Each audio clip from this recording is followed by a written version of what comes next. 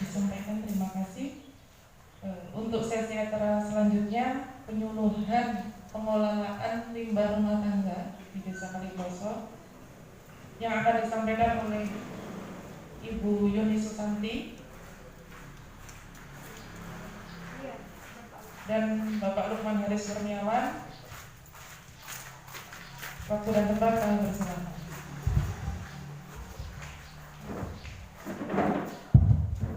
Bismillahirrahmanirrahim. Assalamualaikum warahmatullahi wabarakatuh.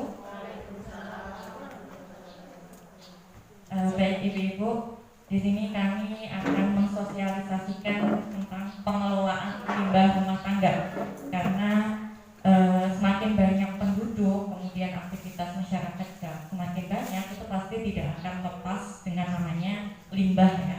Nah, apabila limbah rumah tangga ini tidak dapat dikelola dengan baik dan benar, efeknya itu dapat berakibat buruk terhadap lingkungan. Tentunya kita semua ingin lingkungan kita nyaman, bersih dan sehat ya ibu-ibu ya. Nah, oleh karena itu langkah awal yang kita lakukan adalah kita bisa mengelola limbah rumah tangga dengan bijak.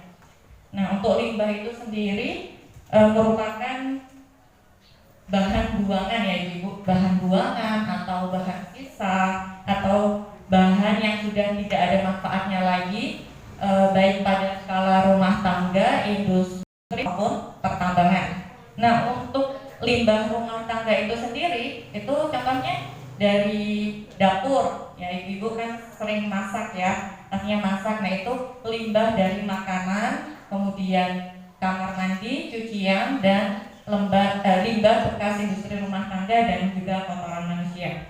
Nah, limbah rumah tangga ini ibu-ibu kalau misalnya terlalu banyak kemudian tidak dapat ditanggulangi secara tepat, itu dapat berpotensi mencemari dan juga meracuni lingkungan. Nah, ini merupakan dampak limbah rumah tangga yang berakibat buruk terhadap lingkungan karena misalnya kita tidak buang sampah pada tempatnya. Nah, ini kan terjadi banjir ya karena banyak masyarakat yang mungkin membuang sampahnya tidak pada tempatnya, kemudian mengakibatkan selokannya ataupun sungai itu meluap ketika musim hujan dan akibatnya adalah banjir. Kemudian seperti yang gambar yang sebelah sini itu akibat limbah cucian. Jadi limbah cuciannya terkumpul di sungai dan tidak dapat terdegradasi, kemudian pastinya akan mengganggu makhluk hidup di sungai itu sendiri. Jadi ikannya, kemudian tanaman lautnya juga pasti akan terganggu, keseimbangan di air itu akan terganggu juga. Nah, kemudian yang digambar ini ibu-ibu, ini merupakan dampak pembuangan limbah plastik ya. Karena kita tahu bahwa limbah plastik itu sangat susah terurai. Jadi sampai saat ini tuh untuk pengolahannya itu belum dapat diolah dengan baik. Jadi kita harus bisa mengurangi pemakaian plastik. Nah, seperti dilihat di gambar itu botol plastiknya menumpuk begitu saja dan itu dapat mengakibatkan pencemaran tanah juga. Nah, selain dampak air, tanah, juga ternyata limbah rumah tangga itu dapat mengakibatkan dampak terhadap udara. Nih ibu-ibu, kalau pembakaran sampah ya, pembakaran sampah itu ternyata gas yang dihasilkan dari pembakaran sampah itu dapat mengakibatkan polusi udara. Kalau misalnya kita banyak menghirup dari pembakaran sampah ini dapat mengakibatkan efek gangguan kesehatan baik jangka pendek maupun jangka panjang. Kemudian yang digambar sebelah ini adalah limbah botol plastik yang berada di laut, di perairan laut. Nah, kita ketahui bahwa banyak ya di berita-berita itu banyak misalnya paus terkapar di pesisir pantai. Nah, itu ternyata setelah dilihat paus tersebut banyak mengkonsumsi limbah plastik yang ada di laut. Nah, itu sudah sangat parah ya. Jadi pencemaran limbah di laut juga sudah sangat parah. Nah, sebelum kita mengelola limbah, kita harus tahu ibu jenis-jenis limbah rumah tangga itu apa saja ya.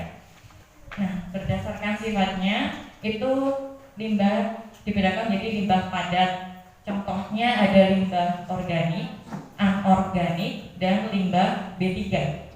Untuk limbah organik itu maksudnya adalah limbah yang mudah membusuk. Jadi mudah membusuk, kemudian mudah diuraikan oleh bakteri dan jamur secara alami. Contohnya limbah organik apa saja Ibu? Ya, sayur,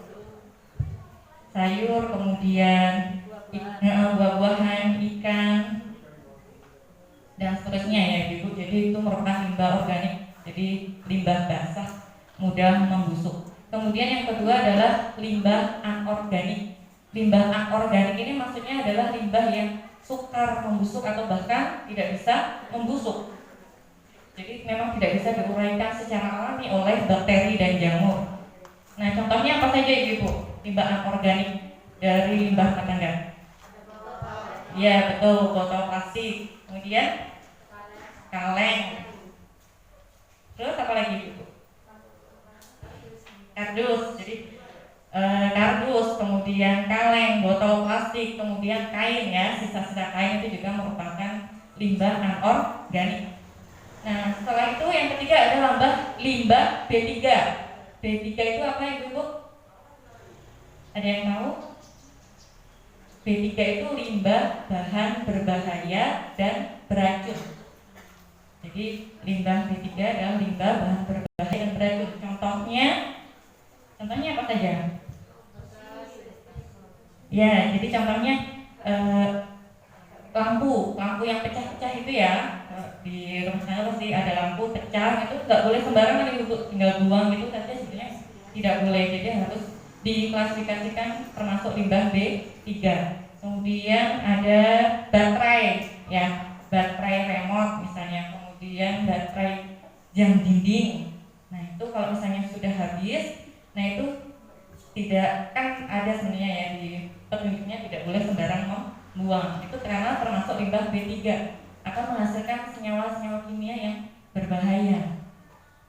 Kemudian ada apa ini Ibu? Yang putih-putih ini? Iya, styrofoam ya. Ya, yang bawahnya ini adalah pampers. Nah, styrofoam itu masih banyak kita jumpai ya di jual ayam geprek pakai styrofoam gitu ya. Ya.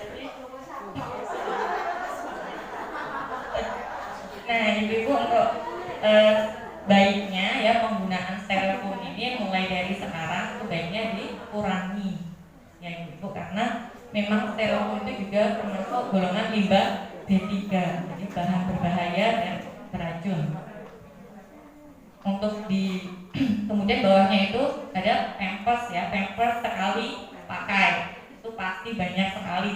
Itu banyak saya jumpai terbuang begitu saja di selokan, kemudian di sungai. Apalagi kalau sudah masuk sungai itu pampersnya jadi menggembung ya, menggembung. Nah, itu sebaiknya juga limbah pampers ini juga mulai dikurangi. Nah, untuk pengelolaan limbah, yang pertama kita harus melakukan pemilahan, kemudian pewadahan. Setelah diwadahkan baru dikumpulkan, kemudian diangkut dengan truk pengangkut sampah untuk dibuang ke tempat pembuangan sampah sementara atau tempat pembuangan akhir. Nah, prinsip dari pengelolaan limbah itu sendiri sebenarnya kita menggunakan prinsip konsep 3R. 3R itu adalah reduce, reuse, recycle yang nanti akan kami jelaskan. Nah, untuk pemilahan, nah yang tadi itu pemilahan, jadi kita siapkan wadah misalnya untuk limbah organik, kita buang di tempat sampah untuk khusus limbah organik, kemudian limbah anorganik dan limbah B3. Jadi mudah kalau misalnya sudah dipilah-pilah seperti itu, untuk proses selanjutnya itu mudah dilakukan. Nah, untuk pewadahan, syarat wadah yang baik itu ya tertutup, kemudian tidak mudah rusak dan kedap air, kemudian mudah dan cepat dikosongkan serta diangkut, dan tentunya ekonomis dan mudah diperoleh. Nah, seperti yang saya sebutkan tadi bahwa penanganan sampah itu kita menggunakan konsep 3R. R yang pertama itu adalah reduce, ibu-ibu. Maksud dari reduce ini adalah mengurangi. Jadi kan lebih baik kalau kita mengurangi suatu bahan agar tidak menjadi sampah. Salah satu contohnya yaitu kita menggunakan bahan atau barang yang awet. Nah kalau awet kan kita nggak beli-beli lagi ya, jadi nggak banyak yang jadi sampah. Kedua, mengurangi penggunaan barang sekali pakai. Contoh barang sekali pakai adalah pampers tadi ya. Pampers itu kan barang yang sekali pakai. Nah kita bisa menguranginya misalnya dengan menggunakan ini popok kain ya. Jadi popok kain ini nanti ada isinya, ada insert, ada dalamannya di sini. Tinggal ganti dalamannya misalnya kalau untuk buang air kecil bayi misalnya. Nah untuk penggunaan pampers yang sekali pakai mungkin cukup apabila kita berpergian gitu. Nah untuk di rumah mungkin bisa menggunakan popok sekali pakai. Kemudian salah satu contoh lagi kita menggunakan botol minum. Jadi kalau misalnya kemana-mana kita bawa botol minum sendiri. Nah itu salah satu upaya untuk mengurangi penggunaan limbah plastik berupa air minum dalam kemasan. Jadi kita bawa sendiri ya air minumnya. Itu merupakan upaya kita untuk mengurangi limbah plastik. Selain air minum juga misalnya kita bontrok sendiri pakai tempat makan kayak gitu. Masker tuh bisa? Apa? Iya masker. Untuk yang masker ya kan ada yang masker medis dan yang non medis. Nah, untuk yang masker medis ini mungkin kan ini sebenarnya sekali pakai juga. Nah untuk dipakai lagi mungkin dicuci lagi, tapi nggak yang maksudnya nggak yang terus diulang kali karena ini ada batas pemakaian juga masker sekali pakai. Nah untuk masker kain itu bebas ya, masker kain dia bisa dicuci, tapi seyogianya kalau kita pergi itu nggak bawa cuma satu masker kain gitu, karena itu batasnya hanya berapa jam untuk masker kain kan. Bisa pakai masker kain, jadi kita bawa misalnya 3 kalau pas pergi, terus berapa jam itu kita ganti. Masker kain itu nanti langsung dicuci pakai air hangat, kemudian pakai sabun yang anti bakteri seperti itu. Nah kemudian yang nomor 3 adalah mengurangi belanja barang yang tidak terlalu dibutuhkan. Kemudian merawat dan memperbaiki pakaian, mainan, perkakas, dan peralatan rumah tangga. Jadi lebih baik kita merawat biar awet daripada nanti beli lagi dan akhirnya jadi limbah, jadi sampah lagi. Jadi sebisanya kita memperbaiki dan merawat pakaian, mainan, dan peralatan rumah tangga. Nah ini ibu-ibu kantong plastik ya. Kantong plastik ini yang masih bebas penggunaannya ya. Nah kita paling tidak menggunakan kantong plastik itu bisa dipakai 3-5 kali untuk berbelanja. Jadi kan banyak nih kalau belanja perlu kantong plastik. Nah kalau kita udah bawa nggak usah mbak, nggak usah pakai kantong plastik gitu kan. Itu merupakan langkah kecil kita, tapi dampaknya besar sebenarnya. Langkah kecil kita yang mengurangi kantong plastik itu berdampak besar. Kemudian, nah kalau di pasar, belanja di pasar, enaknya kan bawa keranjang ya, keranjang besar. Jadi bahan-bahan yang nggak perlu plastik itu bisa ditaruh di keranjang. Nah untuk R yang kedua itu adalah reuse. Reuse itu maksudnya adalah memakai kembali, baik dengan fungsi yang sama seperti sebelumnya atau dengan fungsi yang berbeda. Nah contohnya ini bekas apa ini, es krim ya ibu. Jadi bekas es krim bisa digunakan untuk tempat racik-racik waktu memasak. Nah ini udah lihai nih kayaknya ibu ini ya kalau masalah ini ya. Jadi penggunaan bekas-bekas plastik digunakan untuk racikan waktu memasak atau mungkin tempat kontainer ketika ditaruh di kulkas. Jadi bisa menggunakan bahan-bahan plastik yang sudah tidak dipakai lagi. Kemudian ini sedotan untuk kerajinan tangan. Kemudian ada ini jaket ya, jaket yang sudah usang misalnya udah nggak muat lagi, ini bisa dipakai digunakan sebagai tas. Ini inovasi. Kemudian, nah ini baterai kalau misalnya ada baterai yang bisa dicas ulang, lebih baik kita menggunakan baterai yang dapat dicas ulang seperti baterai kamera itu kan ada yang dapat dicas ulang, rechargeable, jadi baterai dapat diisi ulang. Kemudian ini salah satu penggunaan botol plastik untuk menanam bibit tanaman. Nah itu juga untuk tanaman hidroponik sekarang juga banyak menggunakan botol plastik. Nah selanjutnya adalah recycle, yaitu mendaur ulang. Jadi sebisa mungkin barang-barang yang sudah tidak berguna itu dapat didaur ulang. Nah masalahnya tidak semua sampah itu dapat didaur ulang, hanya ada sebagian yang dapat didaur ulang. Contohnya untuk recycle itu mengubah sampah plastik menjadi souvenir. Itu pun juga tidak semua jenis plastik dapat didaur ulang. Ada jenis-jenis plastik tersendiri yang dapat didaur ulang. Kemudian ada pengolahan sampah organik menjadi kompos dan mengubah sampah kertas misalnya jadi lukisan atau mainan miniatur. Nah, setelah limbah padat, kita ke limbah cair. Nah, limbah cair itu biasanya dihasilkan dari bekas nyuci ya, bekas nyuci pakaian, kemudian nyuci piring, kemudian bekas mandi dan bekas sisa-sisa makanan yang wujudnya cair. Pengelolaannya bisa membuat saluran sendiri untuk saluran air kotornya dan ada bak peresapan. Kemudian ada kotoran yang dihasilkan manusia itu biasanya tinja dan urin. Nah ini pastinya sudah menggunakan septic tank ya untuk pengelolaan limbah meliputi tinja dan urin.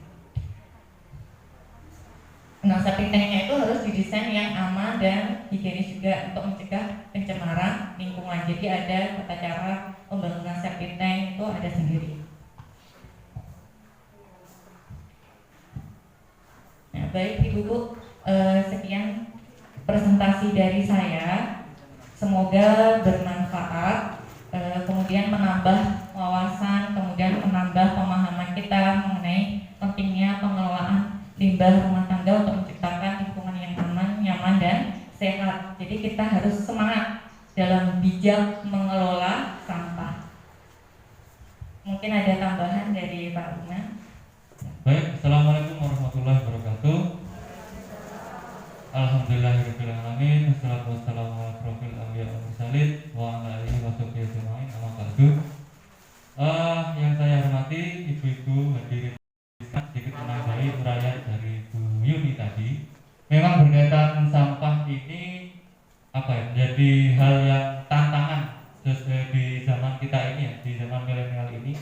Barangkali memang kalau zaman dahulu, zaman kakek nenek kita dulu, itu untuk berbagai macam pembungkus makanan itu masih menggunakan dedaunan yang mana terkadang itu menjadi semacam kebijaksanaan, karena penggunaan dedaunan untuk membungkus makanan itu lebih ramah lingkungan dan juga ramah terhadap kesehatan.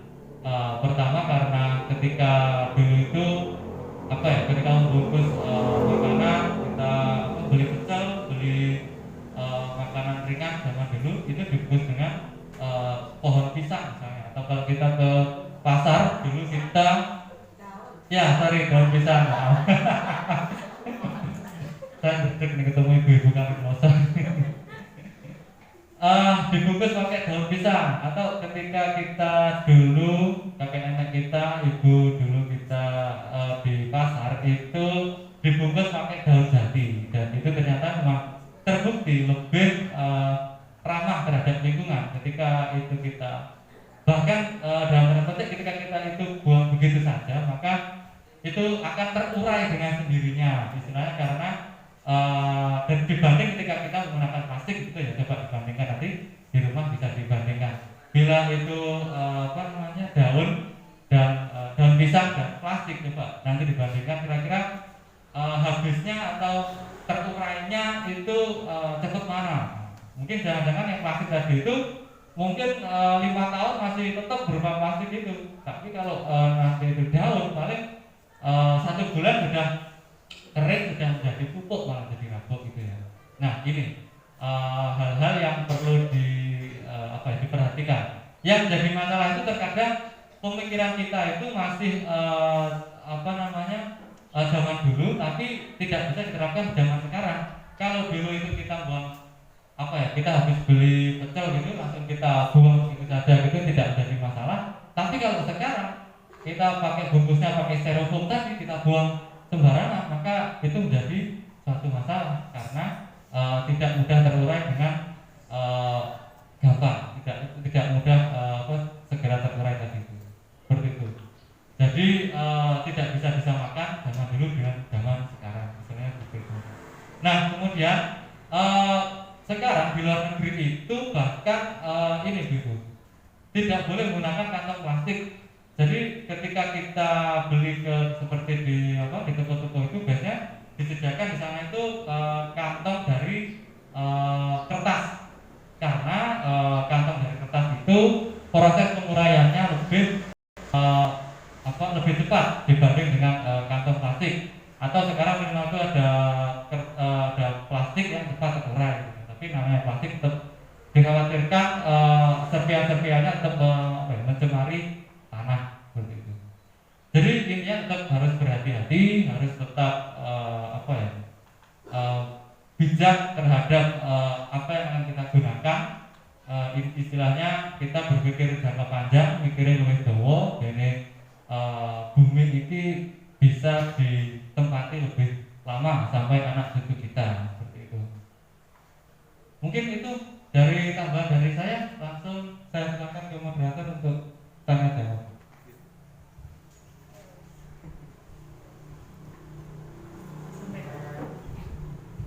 Sampaikan terima kasih. Berikut tadi pemaparan dari pemateri terkait sampah, terkait limbah rumah tangga. Kemudian mungkin dari ibu-ibu sendiri ada yang ingin ditanyakan, kemudian ada yang ingin disampaikan. Selama ini seperti apa? Terus mungkin ada yang sudah punya bayangan nanti gimana, atau di Desa Kaliproso ini ayo kita bikin apa seperti itu. Jadi kita diskusi nih, ngobrol bareng. Nih, monggo. Mungkin ada yang mau bertanya, ngobrol, atau menyampaikan selama ini sudah melakukan apa. Ada ibu, monggo.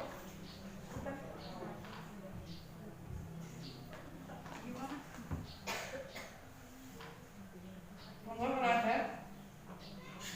Atau yang selama ini dilakukan seperti apa? Ada. Nih, Maya perwakilan salah satu dari jenengan yang ada di sini. Oh, ya kalau Bu mungkin sharing biasa aja. Berbagi Pengalaman apa kita saja? itu, kami itu punya ilmu secara praktis. Saya mungkin secara pengalaman hidup itu jenengan lebih berpengalaman seperti itu. Nah makanya kami juga butuh masukan juga dari jenengan atau hal-hal yang sudah dialami seperti itu. Jadi kami hanya punya ilmu praktisnya. Nah, monggo dari ibu-ibu semua.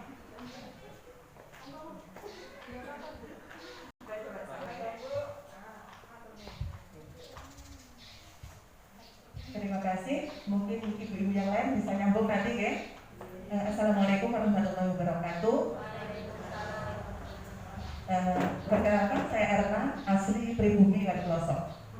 Kebetulan saya pun juga termasuk salah satu pengamat lingkungan. Jadi yang di sini mau saya sampaikan adalah masih banyaknya ngapunten warga yang membuang sampah sembarangan. Nah, salah satunya memang di Kaliproso ini memang belum ada tempat pembuangan sampah umum ya Pak. Nah, itu jadi nanti mohon itu ditindaklanjuti. Masih ada yang membuang sampah di sungai. Itu biasanya yang sering kami temukan adalah di waktu maghrib, kemudian di waktu menjelang tidur itu sekitar jam 9 sampai jam setengah 10. Entah itu warga kita sendiri atau memang dari atas sana kan kita juga nggak tahu. Ya, tapi itu dia menjadi masalah kan, yeah. Kemudian yang kedua, kami sebagai ibu rumah tangga juga masih kalau memilah insya Allah sudah. Cuma untuk menindaklanjuti sampah yang memang perlu diolah itu bagaimana? Nanti kalau memang ada di Kaliproso ada pelatihan, sangat terima kasih. Mungkin kita juga akan sangat antusias dan sangat terbantu bagaimana cara mengolah limbah-limbah tersebut. Bahkan itu saja dari saya, bisa ditambahi dengan teman-teman yang lain. Assalamualaikum warahmatullahi wabarakatuh.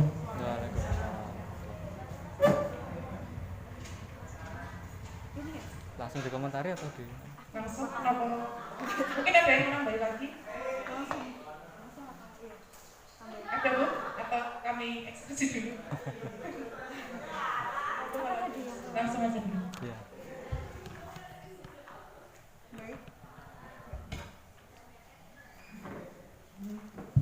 Baik, terima kasih atas tanggapannya tadi. Saya ingin menanggapi yang pernyataan yang kedua tadi dari Ibu siapa tadi? Ya, maaf. Untuk penanganan selanjutnya ya Bu, misalnya dari limbah yang sudah kita pilah-pilah itu tadi, nah mungkin selanjutnya akan diadakan pelatihan di mana khusus untuk pengolahan limbah misalnya secara organik atau anorganik. Jadi memang ada waktu khusus gitu untuk pembahasan ini. Seperti itu. Mungkin nanti akan diagendakan lagi untuk pengolahan limbah rumah tangga agar bisa kita lakukan pengolahan yang bisa mungkin nanti jadi kompos gitu atau pupuk seperti itu ya. Nanti kita akan koordinasikan lagi dengan kepala desa di sini seperti itu. Nah yang pertama mungkin Pak Umar. Berkaitan kebiasaan tadi lah, itu memang yang paling ini Bu ya. Pertama kalau untuk masalah kebiasaan itu memang kita harus menanamkan kesadaran memang. Jadi itu memang apa ya, memang dikembalikan ke pribadi masing-masing dan terkadang apa ya, meningkatkan kesadaran itu ya kalau memang itu masih saudara kita atau yang kita kenali itu ya nggak apa-apa diingatkan, tapi ingatkannya ya dengan cara yang baik-baik, jangan sampai nanti gara-gara mengingatkan nanti malah jadi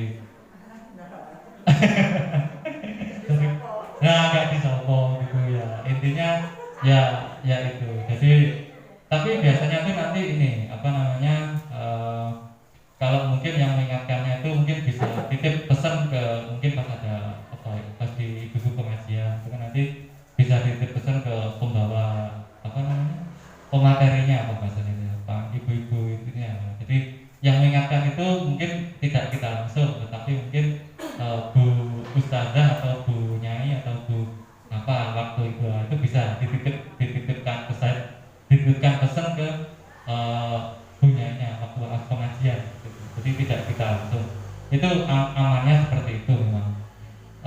Terus tapi kalau memang itu masih keluarga kita mungkin anak kita atau keponakan kita atau apa istilahnya saudara kita yang sekiranya di bawah apa ya naungan kita, sekiranya kita ingatkan itu tidak dia tidak marah atau tidak menjadi panjang ceritanya nggak apa-apa diingatkan saja gitu. Kalau jangan sampai buang sampah, apalagi kan apa ya di Kali Kloso ini kan sungainya itu sungai irigasi. Nah banyak sungai irigasi itu kan nanti ada dam itu Pak ya. Nanti yang kasihan Pak Joko Tirto itu kalau jadi Pak Joko Tirtonya nanti membersihkan apa saluran air untuk itu nanti kok banyak sekali pampers, kok banyak sekali ini kan kasihan juga nanti kan ya, yang dirugikan nanti kan juga masyarakat juga. Nanti biasanya sawahnya itu nanti banyak apa istilahnya plastik gitu kan ya. Jadi kalau plastik tanami itu kan pasti diambil gitu kan. Kasihan nanti Pak Joko Tirtonya itu memang ya untuk menumbuhkan kesadaran itu memang tugas kita bersama Ibu ya. Jadi mungkin ya tugas kita bersama nanti bisa saling mengingatkan, bisa titip pesan ke apa pemateri apa yang ceramah di depan biasanya supaya nanti tidak apa ya malah menimbulkan tadi itu apa kesenggangan antar tetangga seperti itu. Oke, tapi yang jelas memang kita harus terus berusaha saling mengingatkan. Kalau bahasa agama itu kan watawasau bil haq watawasau bis sabr. Tapi dengan cara yang ma'ruf mengingatkannya, dengan cara yang baik gitu.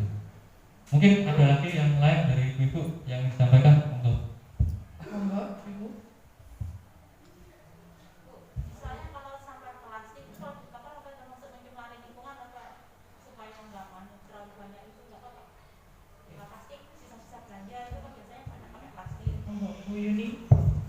Baik. baik Ibu. Memang kebanyakan untuk sampah plastik ya, saya lihat sendiri itu dibakar. Nah, untuk mengurangi jumlah plastik. Nah, itu sebenarnya pembakaran sampah plastik itu Ibu menghasilkan gas yang berbahaya. Apalagi kalau kita menghirupnya secara terus-menerus. Jadi terakumulasi, tertumpuk dalam tubuh kita. Nah, karena plastik itu sendiri sebenarnya harus dibakar pada suhu yang sangat tinggi, 1000 derajat Celcius. Sedangkan kalau kita bakar kan paling suhunya berapa ya, rendah.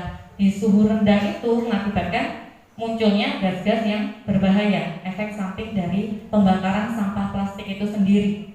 Jadi memang untuk penggunaan plastik itu harus benar-benar dikurangi ya Bu Ibu, di reduce. Sebisa mungkin kita harus mengurangi penggunaan plastik karena memang masih sangat menjadi tantangan juga untuk penggunaan plastik itu. Pengolahannya juga daur ulangnya pun juga tidak semua jenis plastik dapat daur ulang. Seperti kresek-kresek plastik itu tidak bisa didaur ulang. Kemudian mungkin sekarang ada plastik biodegradable gitu ya. Nah, menurut penelitian sekarang plastik yang biodegradable itu maksudnya yang mudah terurai, itu pun setelah diteliti 3 tahun, 4 tahun itu masih utuh gitu. Jadi memang untuk sampah plastik sebisa mungkin kita reduce dan reuse. Untuk pembakaran itu dapat menghasilkan gas-gas yang berbahaya dan polusi udara. Jadi mencemari udara ya, untuk pembakaran sampah plastik.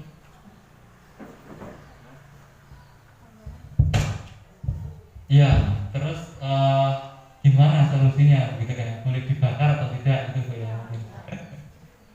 Ya, kita kembali lagi ke tadi itu ketika kita harus terpaksa sekali gitu ya membakar sampah plastik tadi itu, ya kembali lagi kita harus berhati-hati sekali ya. Dalam artian ketika kita membakar itu jangan terus ditunggoni gitu ya, nanti kayak api dibuat api-api nanti malah khawatirnya gas CO-nya atau gas-gas yang ikut terbakar tadi itu hidup ke udara kita. Kalau memang kita masih punya masker, ya pas membakarnya itu kita pakai masker gitu kan. Terus jangan membakarnya di tempat tertutup ibu ya. Jadi terbuka gitu di belakang rumah yang luas gitu ya. Jangan sampai nanti kalau tempatnya tertutup nanti khawatirnya akan gasnya tadi itu yang terbakar kemudian menghasilkan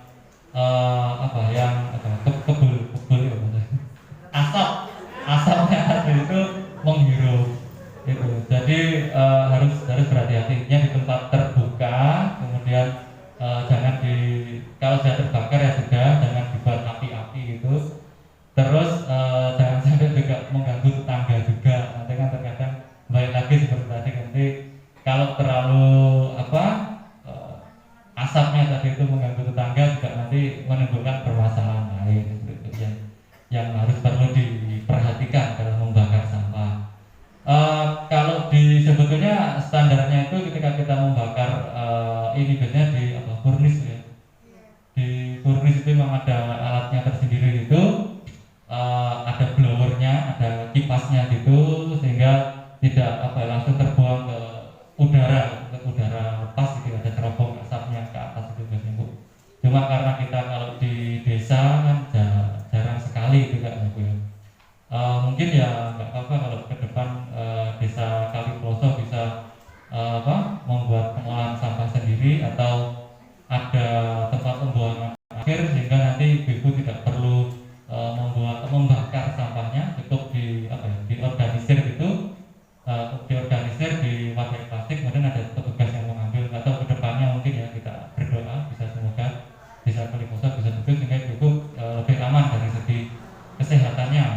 Ini masukan nanti buat pemerintah desa seperti itu. Monggo ada lagi yang lain ibu-ibu, monggo silahkan. Ada lagi Bu? Apa sampun?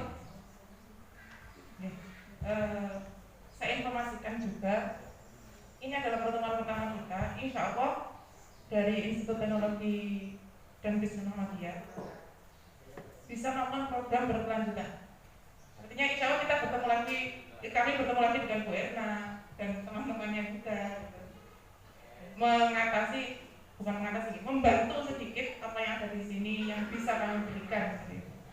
Kedepannya memang seperti itu kedepannya. Jadi ini hanya masih permulaan.